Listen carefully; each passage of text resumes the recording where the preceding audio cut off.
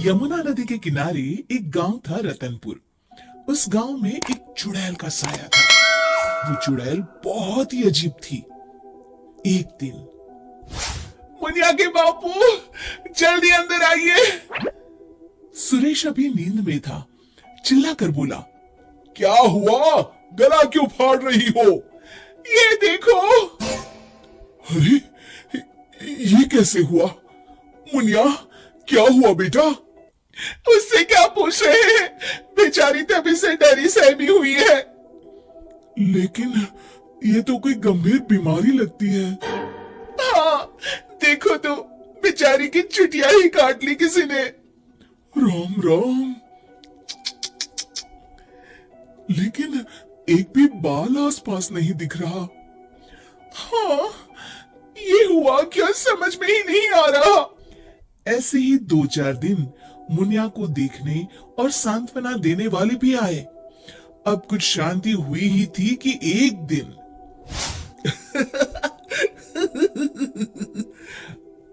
क्या हुआ रामू, तू हंस क्यों रहा है? अरे काका, वो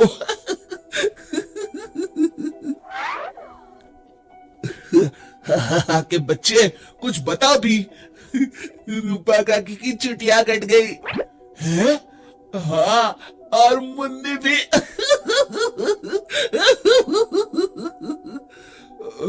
अच्छा, पर काहे? आप ही पूछ लो। चल कर देखता हूँ। क्या हुआ मुन्नी? ये क्या हल्ला मचा हुआ है? तभी मुन्नी बाहर आती है। ये का सुन रहा हूँ? कैसे हुआ सब?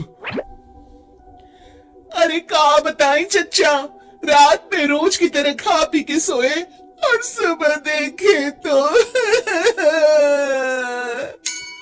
अरे राम राम। पहले तो मुझे लगा कोई बीमारी है, लेकिन ये तो लगता है पक्का किसी डायन या चुड़ैल का काम है। अब तो रतनपुर में ये औरतों की चोटी काटे जाने वाली खबरें आम हो गई। अगले ही दिन, सरिता, आज बहुत गर्मी है, मेरा बिस्तर बाहर लगा देना। जी ठीक है।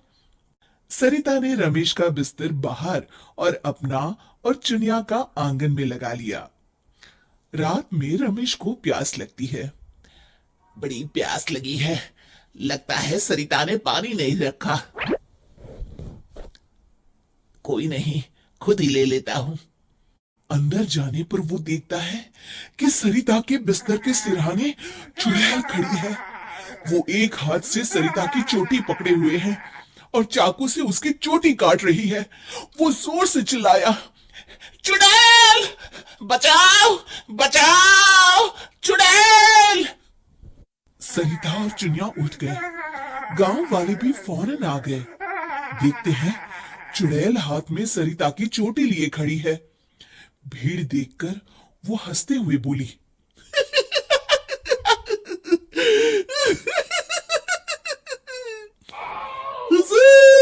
आते आते बहुत देर कर दी।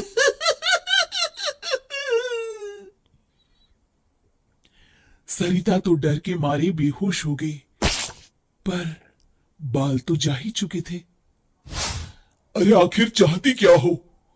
पर चुड़ैल उनकी बात अनसुनी करके सरिता की चोटी घुमाते हुए सबकी आंखों के सामने गायब हो गई। चोटी वाली चुड़ैल की खबर जंगल की आग की तरह पूरे गांव में फैल गई और गांव में बातें चलने लगी। मुनवा, सुना है कल तेरी भाभी की भी चोटी चुड़ैल ले गई। हाँ हाँ, उन्हीं के घर मिलने जा रहा हूँ। वैसे तो ठीक ही रहा, कम से कम अब सर पर पल्लू तो टिकेगा। हाँ, ये बात सही कही आपने। इतना कह के दोनों वहां से चले गए। इसी तरह चुड़ैल का डर सारे गांव में बढ़ता गया और लोग घर छोड़कर वहां से जाने लगे। तभी कुछ गांव के लोग आपस में बात करने लगे, क्यों ना सरपंच जी के पास चले।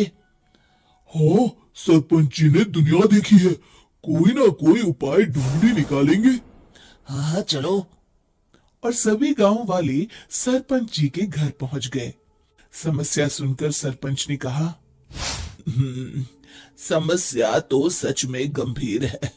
मेरी अम्मा की भी है, आपके यहाँ भी? हाँ, अब क्या करें, चुड़ैल पर किसी का वश है क्या? कोई तो उपाय होगा सरपंच जी। इसके लिए किसी ओझा से मिलकर बात करनी होगी। तभी मदन बोलता है, अगर हमें अपने गांव से इस चुड़ैल का साया हटाना है तो हमें उसकी चोटी काटनी पड़ेगी। मेरी नानी ने मुझे बताया था कि हर चुड़ैल की शक्ति उसकी चोटी में होती है। अगर हम किसी तरह उसकी चोटी काटने में सफल हो गए तो उससे अपना गांव छुटकारा पा जाएगा। बताओ कौन जाएगा चुड़ैल के पास?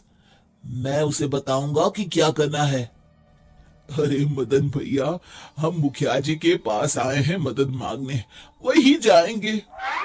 अरे ऐसे कैसे? मैं गया तो गांव कौन संभालेगा? इस रामू को भेज देते हैं। अरे ओ मुखिया, पगला गया है क्या? भरी जवानी में मौत के मुंह में चला जाऊं? तुम सब छोड़ो, मैं चला जाऊंगा। देखो, वो चुड़ैल अपना काम तभी करती है जब कोई सो रहा हो। आज तक कोई जगा हुआ इंसान उसका शिकार नहीं हुआ है ना? हाँ, सो तो है। तो आज रात सभी को जागते रहना है, सिर्फ मैं सोने का नाटक करूंगा। हाँ हाँ ठीक है। फिर मदन नकली चोटी लगाकर और साड़ी पहनकर पंचायत के चबूतरे पर ही सो गया। रात की 12 बजे चुड़ैल वहां आई। आज पूरे गांव में घुमाई, कोई सोया ही नहीं। तभी उसकी नजर चौक पर सोए मदन पर पड़ी। ये औरत यहाँ क्यों सोई है? लगता है घर में झगड़ा हुआ होगा। खैर मुझे क्या, मुझे तो बाल चाहिए। चुड़ैल ने चोटी काटने के लिए जैसे ही चोटी पकड़ी, वो निकलकर उसके हाथ में आ गई। इसके लिए वो तैयार नहीं थी, इसलिए 2 पल के लिए वो कभी चोटी तो कभी चाकू को देखने लगी। इसी समय का फायदा उठाकर मदन ने उसकी चोटी काट ली। पहले तो वो डर गई, फिर भी हिम्मत करके बोली, कौन है तू? बता कौन है तू, नहीं तो मैं तुझे खा जाऊंगी। तेरी चोटी मेरे पास है, तू मेरा कुछ नहीं बिगाड़ सकती। मदन उसकी चोटी दिखाते हुए हंसता है। मेरी चोटी दे दे, दे दे मेरी चोटी, मेरी चोटी दे दे। चीखते हुए मदन की तरफ बढ़ी। हाँ, अगर एक कदम भी आगे बढ़ाया तो मैं अभी इसे जला दूंगा। नहीं नहीं, ऐसा मत करना।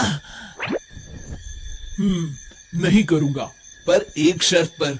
हाँ, मुझे तुम्हारी सब शर्तें मंजूर है, बस ये चोटी दे दो। अभी नहीं, पहले ये बताओ तुम इन बालों का क्या करती हो? मैं इन्हें एक कुएं में डाल रही हूँ, उसे भरने के लिए। वो क्यों? जब वो कुआं भर जाएगा तो मैं सबसे शक्तिशाली हो जाऊंगी। चलो वो कुआं मुझे दिखाओ, वहीं तुम्हें तुम्हारी चोटी दे दूंगा। चलो ये चोटी मुझे दे दो, इसकी मदद से हम जल्दी पहुंचेंगे। नहीं नहीं, मुझे जल्दी नहीं, पैदल ही चलते हैं। वो मदन को लेकर चलने लगी और गांव वाले भी जलती हुई मशाले लेकर उसके पीछे पीछे आ गए। सब उसकी गुफा तक पहुंच गए, जहां कुएं के अंदर उसने बाल जमा कर रखे थे। आधा कुआं तो भर गया है। देखो, दिखा दिया ना, अब जल्दी से मेरी चोटी दे दो। हाँ क्यों नहीं, ये लो। कहते हुए मदन ने उसकी चोटी भी कुएं में फेंक दी। अरे बेवकूफ, ये क्या किया? अब मैं इतने बालों में से अपनी चोटी कैसे ढूंढूंगी? वो देखो, बीच में पड़ी है। चुड़ैल कुएं में जाकर अपनी चोटी ढूंढने लगी। उसके कुएं में उतरते ही गांव वालों ने अपनी अपनी मशाले कुएं में फेंक दी। वो धू धू करके जलने लगा। अरे बचाओ रे कोई, मैं सबके बाल वापस कर दूंगी, बचाओ। साथ ही वो चुड़ैल भी जलकर भस्म हो गई। शिक्षा, अगर मिलजुल कर किसी समस्या का हल ढूंढा जाए तो समस्या अवश्य दूर हो जाती है। दोस्तों, हमें